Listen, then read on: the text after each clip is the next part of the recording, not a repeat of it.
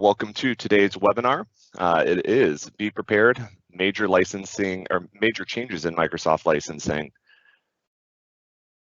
I'm going to introduce myself real quick. My name is Justin Coffey. I'm what you refer to as a born in the cloud consultant. I started my career focused on the Business Productivity Online suite, which was the predecessor to Office 365 back in the early 2010 timeframe.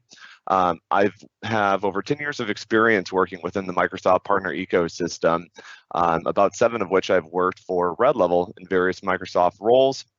My background has given me broad knowledge across Microsoft's licensing programs and various cloud platforms like Microsoft 365, Microsoft Azure, Power Platform, etc. I have taken all the exams that Microsoft's made available for licensing, and I've achieved my Get Licensing Ready Master certification. So that's kind of really helped to try to simplify what, for most organizations, is a very, very complex topic. Today, we're going to try to talk about what major changes are coming, which ones may impact your organization specifically, and what recommendations Red Level has to take advantage and get the most value out of your Microsoft licensing investments. 2 important disclaimers. 1, today's webinar is going to be primarily focused on commercial customers. Nonprofit, education, and government customers are going to face similar changes. We don't have official dates for these, so it's very valuable for anyone from the nonprofit, education, government segment to still attend, so you can kind of have a longer view into the future of what's going to be coming. But today's more immediate changes are going to be focused on the commercial customer segment. So kind of jumping in, it's really, I wanted to start by taking a look back at how do we look at Microsoft licensing historically and today. There's been a lot of changes to how Microsoft has approached licensing over the years, a lot of which is this is probably the most notable impact of what these different licensing programs, what Microsoft's vision for licensing is, the transition from more of a on-premises environment to more of a hybrid cloud or cloud native type environment. And we've seen changes over the years where Microsoft has been slowly gearing up for this, some with formal changes, some with informal changes or recommendations to customers based on their size. So when you look at volume licensing, past and present, it's really looking at how Microsoft approached that, where you have the transactional side, which is more of I buy what I need when I need it, or I have more of the committed agreement based typically on organization size. Those programs have additional benefits and are targeted more for kind of the full environment where you're looking to license, nearly the entire organization, things like that. So when we look at that, Microsoft really had these programs designed for different customer sizes. And over the last couple of years, we've seen Microsoft really increase the minimum number formally and informally for how they define these volume licensing programs for their larger customers. For some of these, like the MPSA or Microsoft Product and Services Agreement, it's still 250, kind of the minimum user/device count.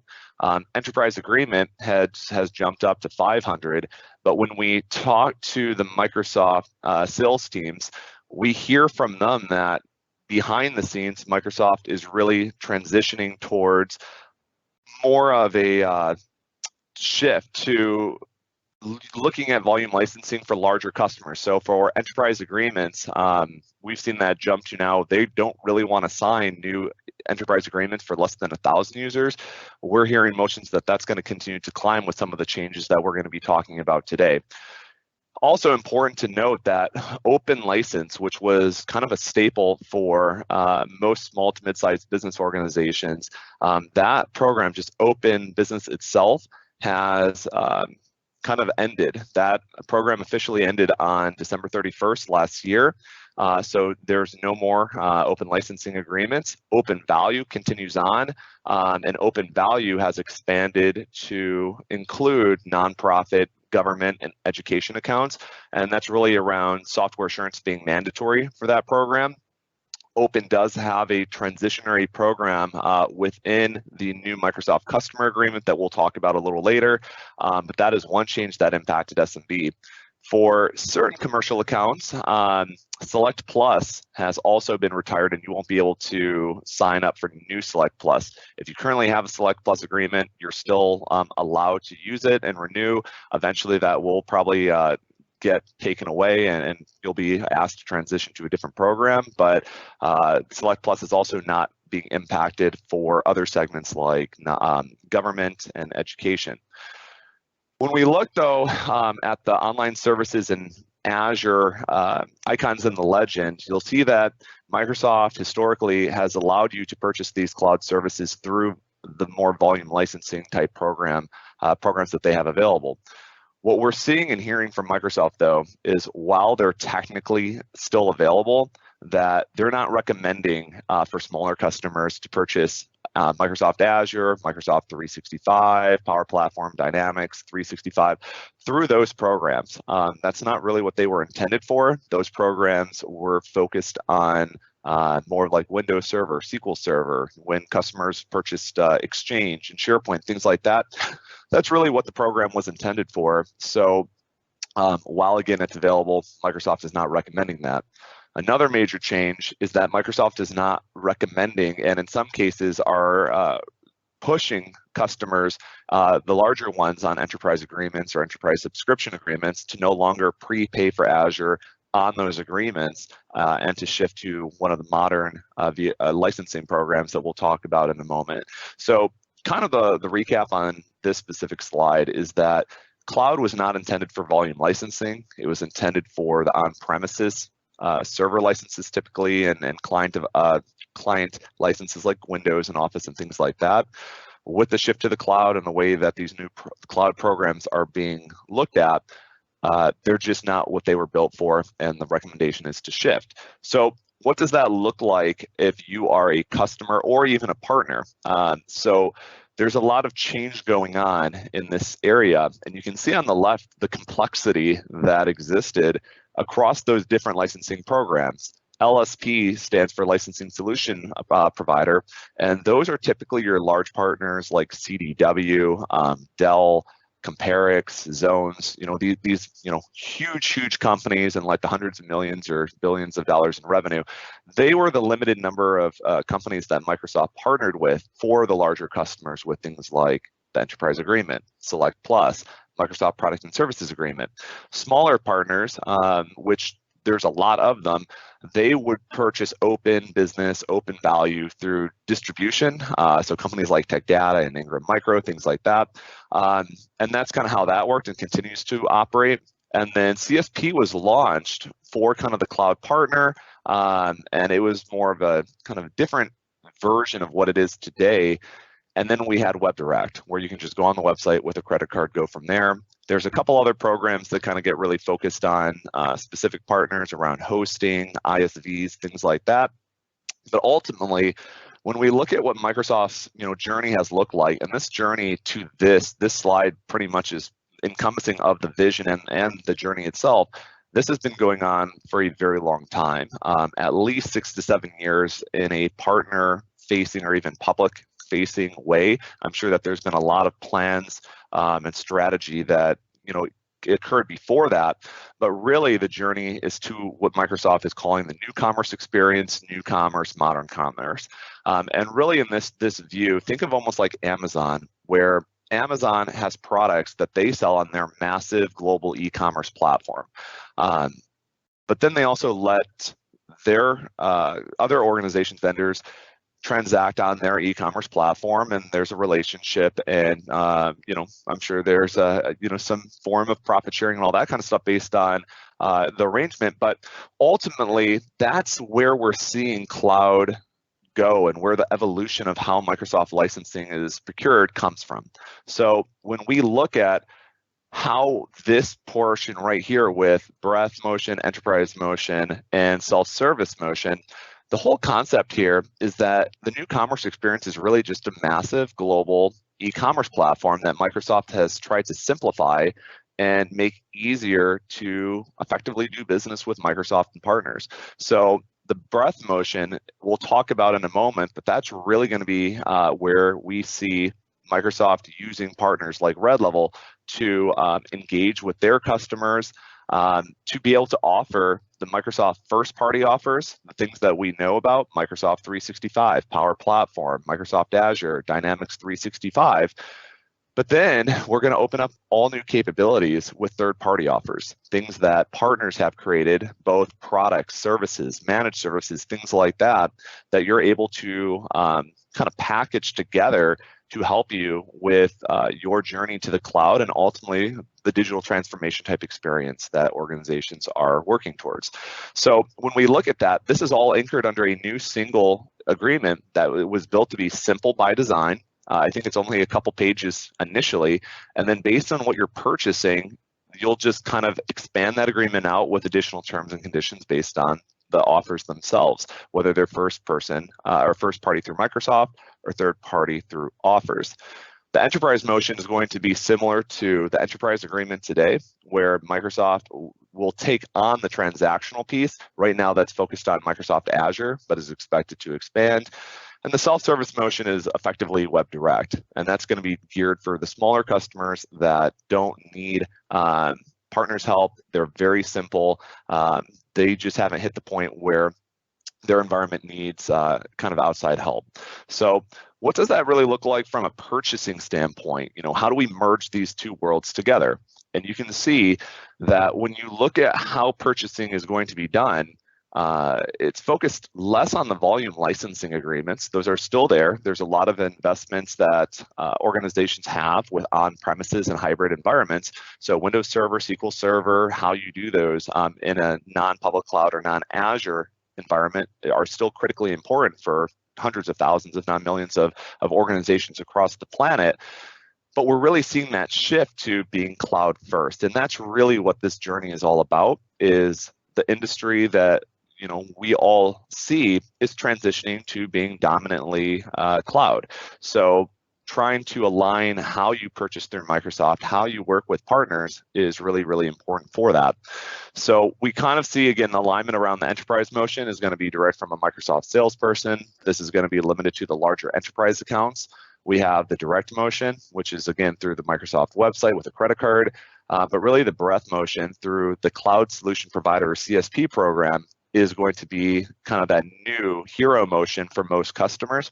And we can see that Microsoft is designed where we have that consistency across online services, Microsoft Azure, and then limited on-premises software that usually kind of works with that. That's going to be primarily Windows Server, SQL Server, things like the products like that.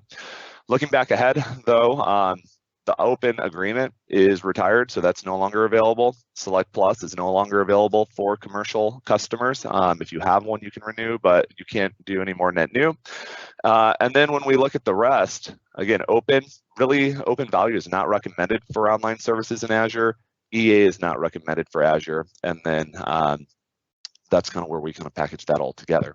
So how does Microsoft define this new breadth motion? It's not really new, but the way in which they're looking for customers to work with partners, this is really designed as the primary purchasing motion for small to medium-sized businesses and small corporate organizations. With volume licensing like the EA, the MPSA, that's really where we saw more unique contractual requirements beyond price negotiation. This is where we saw more of things that impacted multinationals, companies that had significant amount of subsidiaries and a lot of complexity related to managing all those different licensing licensing for all those various organizations. Things that with cloud has simplified in some sense. So we see this for the smaller SMB and more mid-market size segment where it's just more price negotiation, less around kind of custom terms and all that. That is more for larger enterprise. So Microsoft is also expecting this to apply to the majority of their customers. And this is where Microsoft is really doing what Microsoft has done virtually their entire existence, is they rely very heavily on their partners to do that. In this model, it goes beyond just the transactional element of licensing on-premise. Hey, we'll sell you some things, and then we'll see you in 3 years when your agreement is coming up on renewal. In this cloud world, we know that there's much more complexity due to the evergreen nature of cloud, new features, new requirements. We see that with cybersecurity, regulatory compliance. We see that on capabilities like business process automation, data visualization, all these different things. There's a lot of complexity to that, and it's changing rapidly. So what Microsoft is looking to do is have their partners kind of really lead and manage that end-to-end relationship and those kind of engagements with their customers to make sure that customers get the best value. What does that look like from a size standpoint? Microsoft has designed customer and partner incentives specifically for this breath motion to kind of create goalposts, so to speak, on how do they steer customers and partners into this model. And how they define that is up to 2,400 seats or licenses per seat-based subscription. And that's really important to understand. This is not per tenant, per organization, it's per subscription. So when you look at that, Microsoft 365 Business Premium, you can only have up to 300. That is now going to be enforced across the tenant in a more unique kind of a way. You'll be eligible for promotions that apply up to the 300. For larger customers like Microsoft 365 E3, those ones you can license and get the promotion up to 2,400. Now, you can go higher than that, but the promotions are going to be designed, or the incentives are going to be designed up to 2,400. If you have Microsoft 365 F1, you can do the same thing, get incentives up to 2,400 for that subscription too. It's not all subscriptions, it's each subscription. So when you look at that, depending on the organization's size and licensing requirements and kind of user personas, that could easily get up to nearly 7,500 users across the 3 different subscription types like F3, F1, and E3. And you can use your imagination where kind of every business is going to be a little different on what licenses make sense for them, but that can stack up really high, and you are well within Microsoft's definition of the breath motion, the intentional breath. On the Azure side, it's up to $1 million annually. So that is a pretty solid amount of Azure to be spending. But again, you can go over that. There are no restrictions set on the number of licenses or seats or the dollar amount of usage transacted through Azure through CSP. That is just where, again, the economics will make the most sense for both customers and partners. But again, every organization is different. There are usually things that over my career you found where licensing is never as simple as it looks. There's ways to get very creative and kind of maximize the value. So that is where, again, we will help each customer out on identifying what that ultimately is going to look like, what makes the most sense, where can you get the most bang for your buck. But there's just a lot of stuff that goes into that, and we're more than happy to help. So transitioning now into the evolution of CSP, I'm going to kind of go through this fairly quickly. Is one, this is not new. New commerce experience within CSP is not new. It's going to be new for the seat-based subscriptions, but we've already started to see this transition occur. And it initially started with Azure Plan, being able to transact the modern Azure capabilities, things like being able to show customers their cost within Azure Cost Management. That's a result of moving to new commerce experience. Before that, we did not have the technical / commerce capabilities to do that. So that's a more obvious one that some Azure customers are probably familiar with. We have Azure reservations or reserved instances. So this is for VM, SQL, storage, things like that, where you pre-commit to specific sizes of VMs or databases, things like that, in a specific Azure region, and you get a pretty substantial discount by doing that. That is part of new commerce experience. Software subscription is similar to Open Value, where you are effectively getting Azure hybrid use benefits, right? So you get kind of pay for your licensing, and then you get that Azure hybrid use benefit, which can be typically you can save a decent amount of money by doing that. but you also get certain software assurance benefits for more complex deployments that you would be familiar with NSA.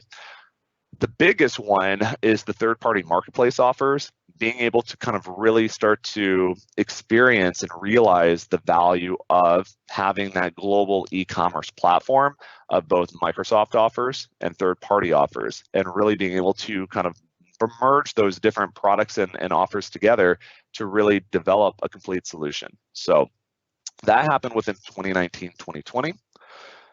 When we look at more last year and the year before, COVID had a significant impact here. This was really supposed to be the year that we saw probably the seat-based changes, which I'll just skip ahead and bring that in. We saw a very low delay where Microsoft said, hey, there's way too much going on. There's so much complexity. There's a run on cloud, how do we do remote work right now, all that stuff. So Microsoft put the hard pause on these changes to focus on the realities that every organization pretty much on the planet were dealing with, primarily in 2020. So as we look towards today and into now 2022, we see that they're making that kind of final turn and bringing the seat-based subscriptions over, including the new Windows 365 Cloud PC offer. But we're also seeing an expansion of cloud licensing offers that weren't typically available. We'll talk through some of those. So this is going to be one of the most important parts of the webinar.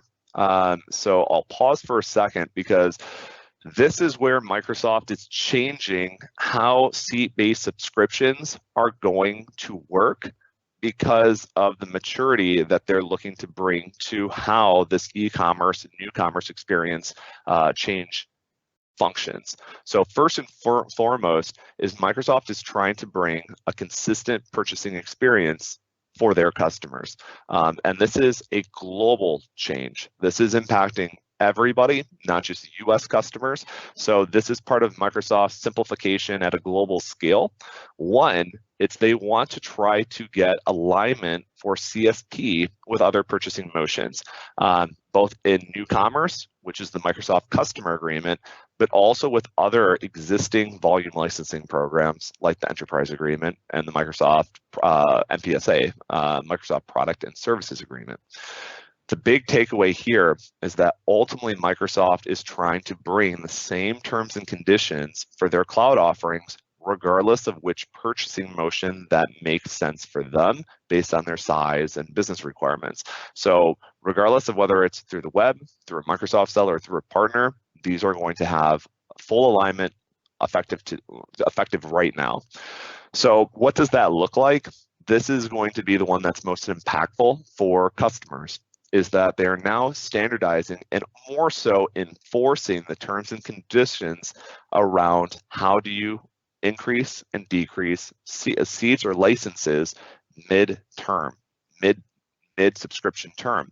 So what the biggest change is that seat count reduction will not be allowed mid-term.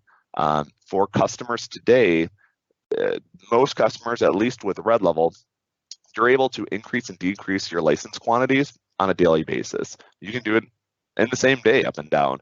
And that provided a lot of flexibility, and Microsoft did that where technically their terms and conditions set annual terms, but there's nothing saying, hey, you can't decrease.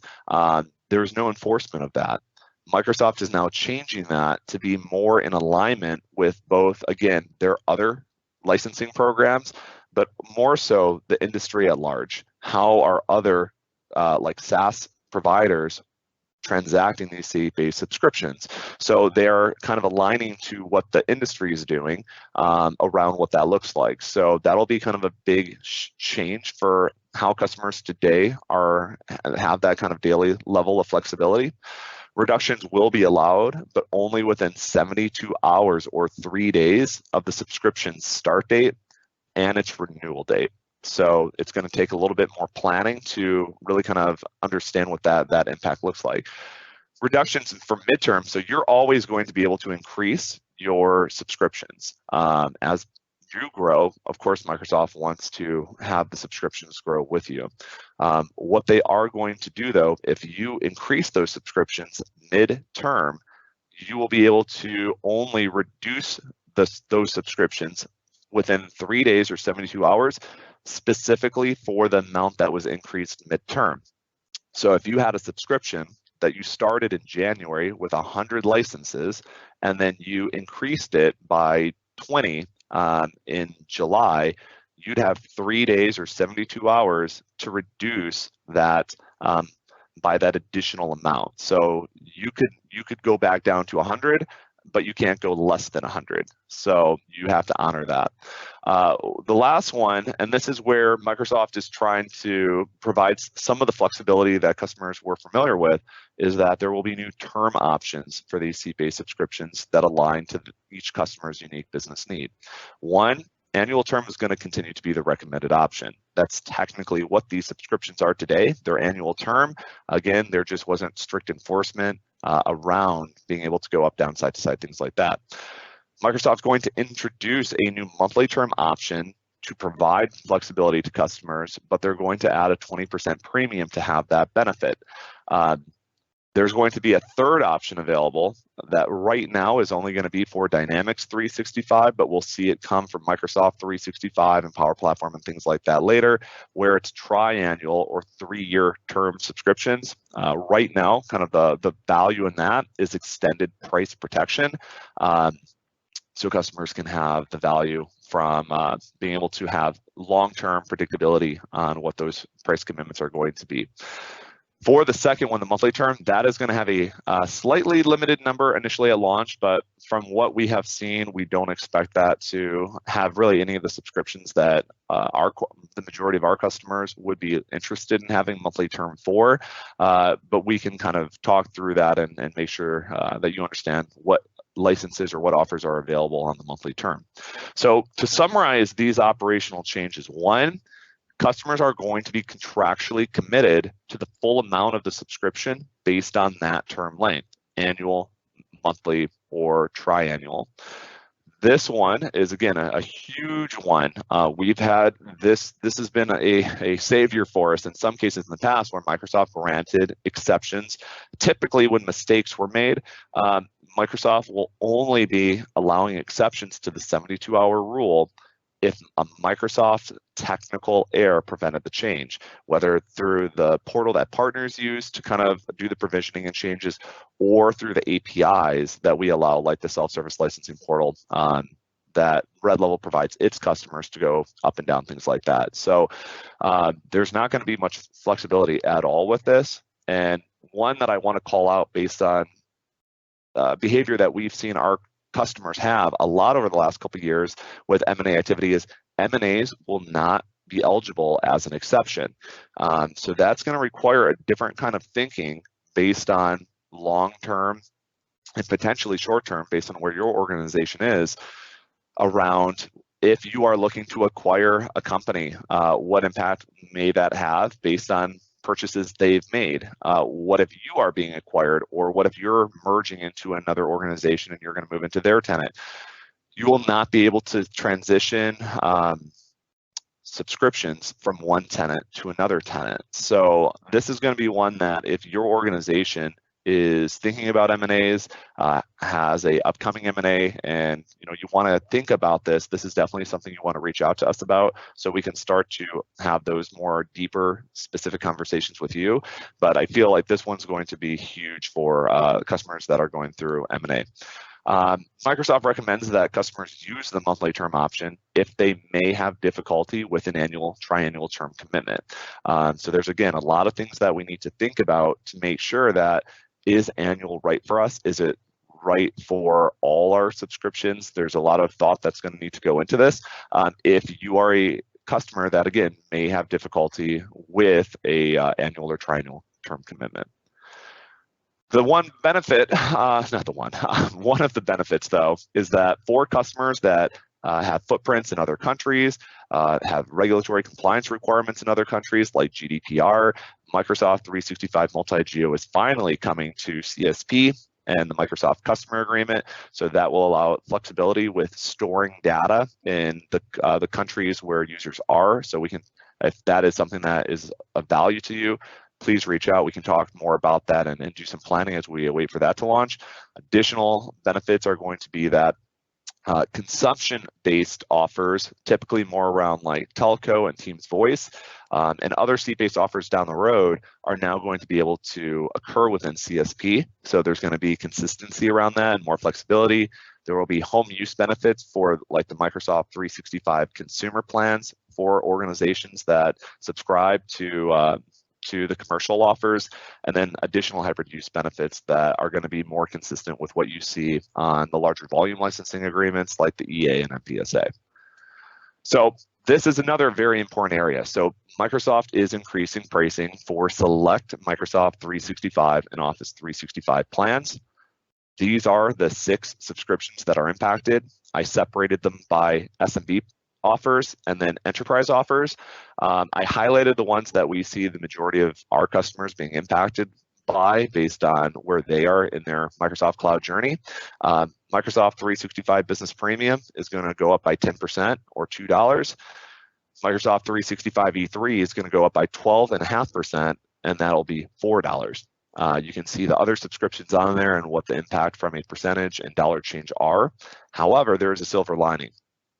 Because of primarily COVID-19, the impact that had with hybrid work and the future of work itself, Microsoft is going to be including auto conferencing for Microsoft Teams to all Teams inclusive plans. So what you see above, and then additional ones that are Teams inclusive, beginning on March 1st, which of course is also the date that these prices go up.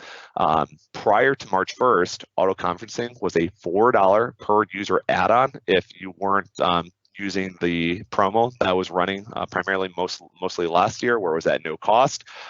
So effectively, when you look at this now, depending on your size and which of these typically we recommend, these core subscriptions, Microsoft 365 E5 did not have a price change.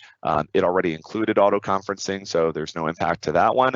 But where we see it for the majority of our SMB and mid-market customers, it's one of these two bold.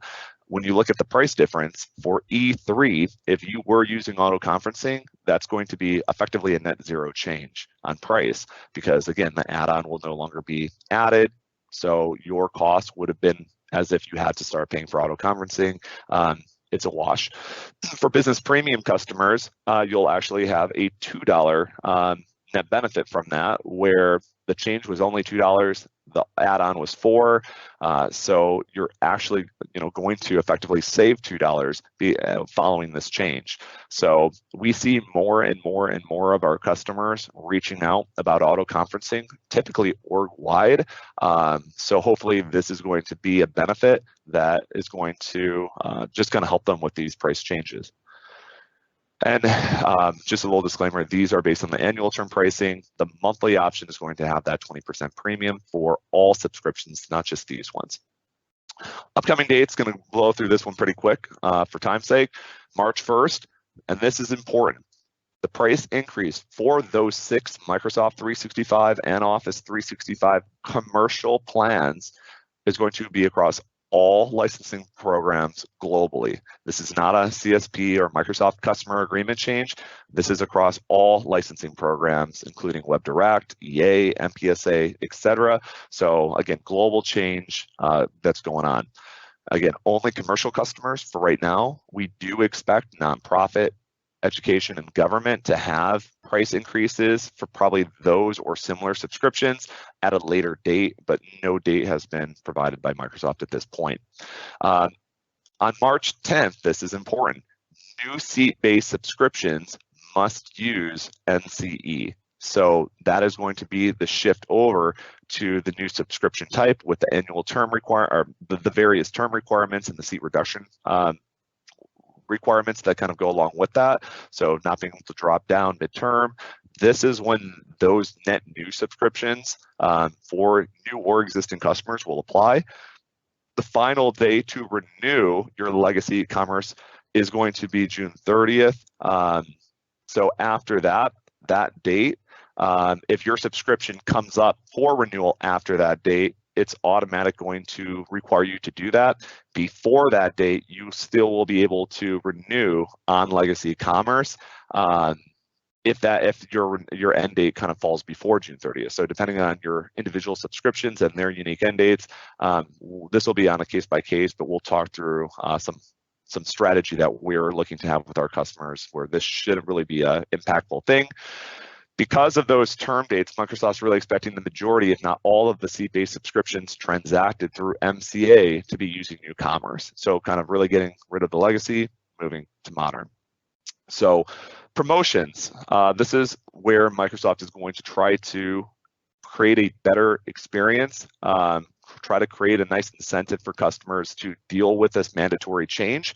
One, for annual term subscriptions, seat-based subscriptions, Microsoft will be offering a 5% discount off list price for all annual seat-based subscriptions. As you saw on the Breath Motion slide earlier, it's going to be up to 2,400 seats. The promotion tentatively ends at the end of March, but may be extended to June 30th. We're not sure what criteria Microsoft's using to determine if they're going to extend it or not, but they did say they will provide partners advance notice. So stay tuned. That's going to be going on. Promotion, the benefit to this is you will be able to add additional seats after that March 31st or June 30th timeframe. If you've made that existing purchase, the initial purchase with NCE, any seats you add beyond that will still get that 5% discount through the annual term period. Number two is Microsoft's going to introduce a monthly term option that is in market right now. It will allow you to match the annual price through June 30th. Depending on what date you provision these monthly subscriptions, it will likely end.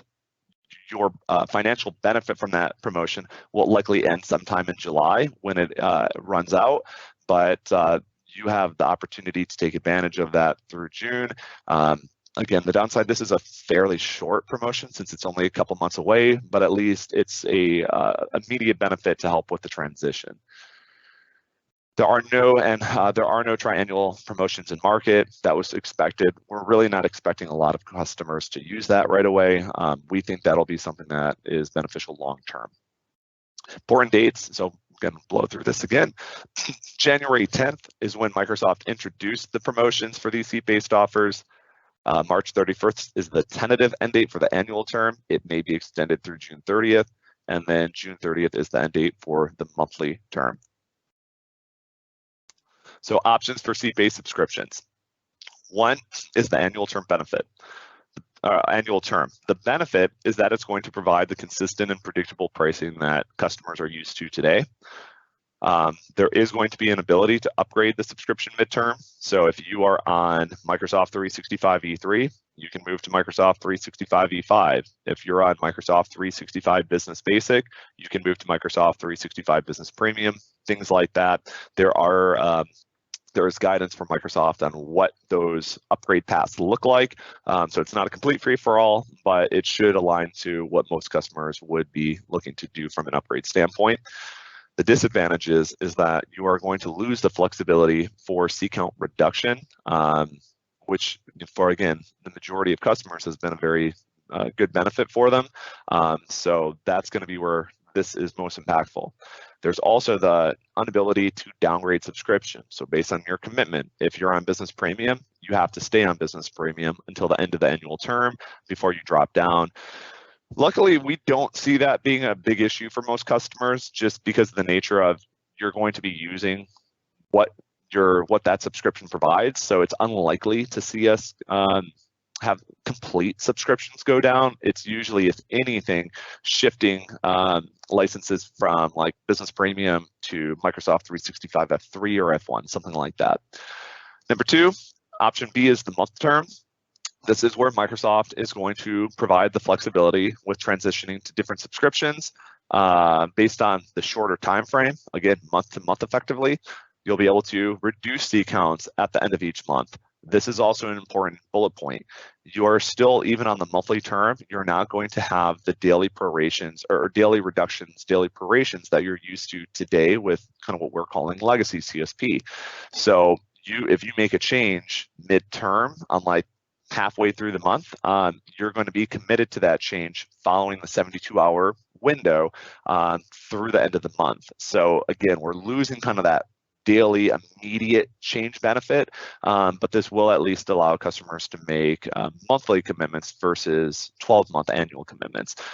Additional benefit is that this is not going to be available through volume licensing. So this is going to be unique just to Newcommerce Experience and the Microsoft customer agreement. The disadvantage is that there is going to be a 20% premium on the subscription price, and that not all NC offers support month term at launch, but the majority do. We don't expect that to be an issue for most customers. Triannual term, again, this is going to just be consistent, predictable long-term pricing. You still have the ability to upgrade midterm to a different one. The downside, though, is that it's the same pricing as annual, so there's no price breaks for it. There's no flexibility with seat count reduction, even on an annual basis, so it's a very long-term commitment for something like a cloud subscription. You're unable to downgrade subscription midterm, and it only supports Dynamics 365 offers at launch. Again, we're not expecting this one to be of value to most customers out of the gate. It's a very, very small percentage of customers that it may be valuable for. We will be recommending customers look at a more option D, which is a hybrid benefit of A and D. It's where we can have different terms for different subscriptions. We can have different terms for the same subscription by having two different subscriptions with an annual term and a monthly term. So this is going to give us the best of both worlds, predictability and flexibility across both the same or multiple subscriptions. It ultimately, when done correctly, will give you a lower overall cost of licensing by aligning those individual subscriptions to your specific business needs and requirements.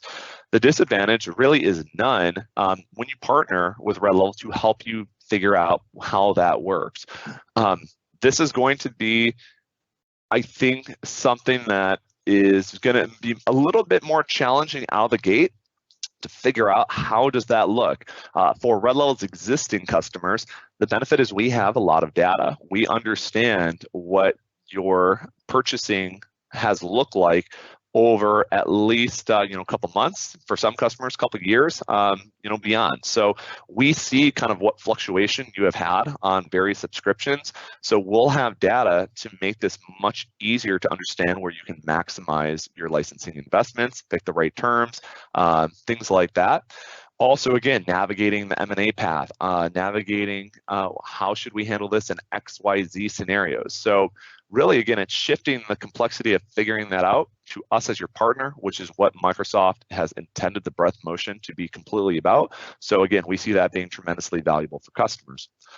Kind of going through, I'm going to run through a couple quick fictitious examples. So we're looking at what would option D look like for a professional services firm. We would have subscription 1, annual term, 95 seats.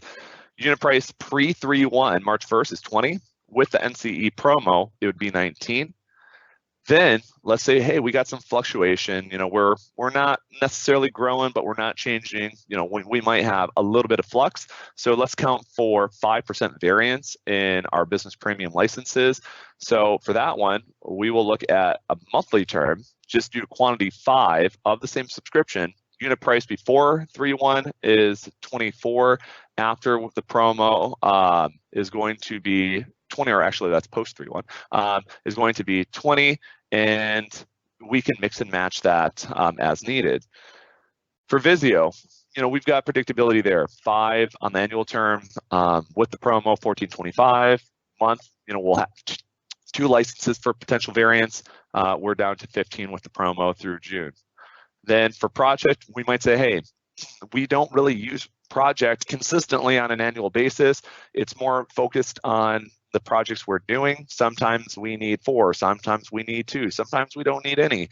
So for this, we don't want to do an annual term, we want to do monthly. What does that look like hypothetically?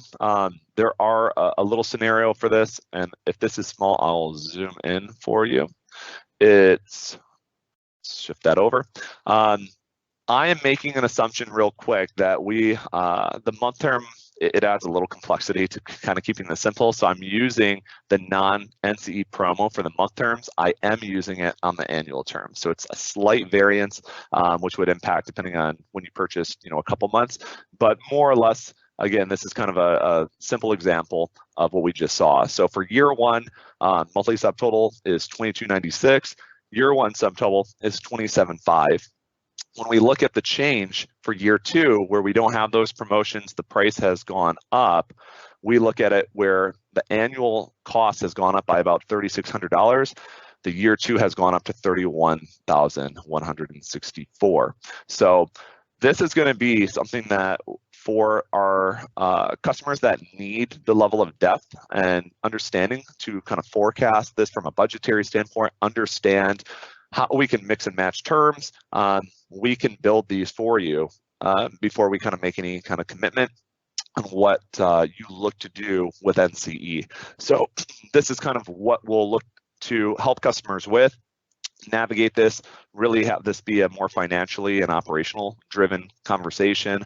Let's make sure that you get the most value. For a manufacturer, where we see this being really valuable is around seasonal workers, increased demand based on demand throughout the year. So we might say for a larger mid-market customer, they only have 250 corporate employees or information workers.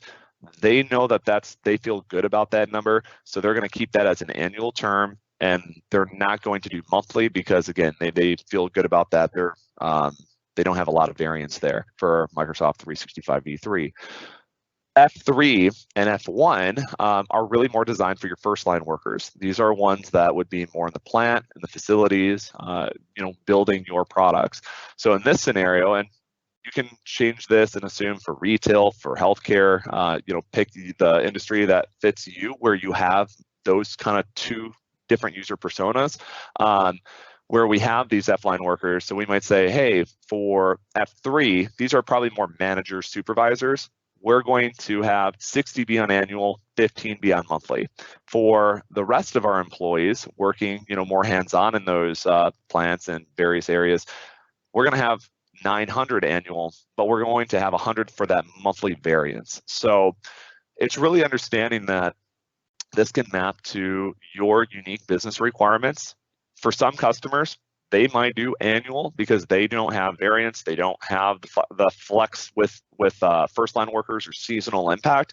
For some customers, again, M&A, they might do all monthly right now because they know that something's coming down and they don't want to be contractually committed to a long term that they can't take to a new tenant or something like that. For other customers, we see that this option D example of the best of both, hybrid, the hybrid of both, annual and month, it's picking the ones that work. Again, you as the customer don't have to overly worry about how you come up with this. We will talk to you if this is something that's very valuable. It's come to us, we'll be able to look at that for you and help you determine what's best for your unique business requirements. So final takeaway steps. One is NCE and ultimately the Microsoft customer agreement is the future of Microsoft licensing.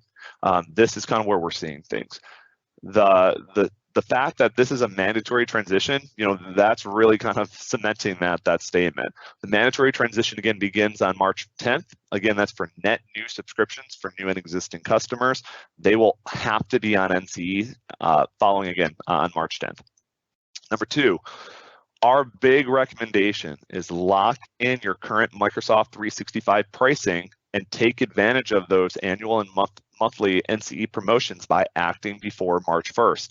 If we make the change now, we can save a decent amount of money for you because of those promotions and the dollar savings on the 6 impacted subscriptions. So March 1st is the drop dead date. Once March 1st hits, there's no exceptions.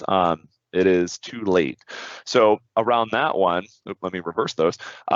First, don't limit these discussions to only IT stakeholders. Include applicable business decision makers based on your business size. There might be things, again, I'm going to pick on M&A, but there might be things where it may be that certain parts of the business may drop, some may go up.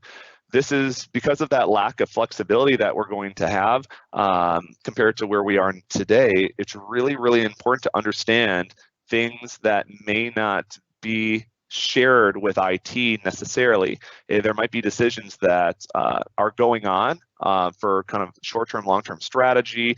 Again, M&A activity that you may not be aware of if you're potentially a smaller organization and you're not part of those kind of more executive or management type meetings. So we really, really recommend include, a finance person is probably going to be the best bet. Operations, so CFO, director of finance, COO, director of operations, things like that.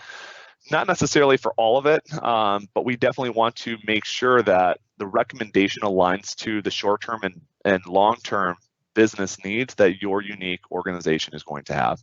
Finally, as you can tell from the first three, or at least the number 2 and number 3, licensing strategy takes some time and effort. If you are a very simple, you have not changed that much, you don't have a lot of variance, probably isn't going to take too long because it's very consistent. What we see is that the majority of our customers are not likely going to fall under that kind of the simple category. It's really understanding how we can navigate these changes for them to maximize their dollars and maximize their return on those dollars with these licenses. And really it's around not paying for something that you're not going to get value out of. Having licenses just sit there that you don't have the employees to license. So it's really, really important that we have the time to go through this, not rush it, and figure out what is best for your unique business's needs. So our recommendation is reach out to your business development rep or client success manager at Red Level today.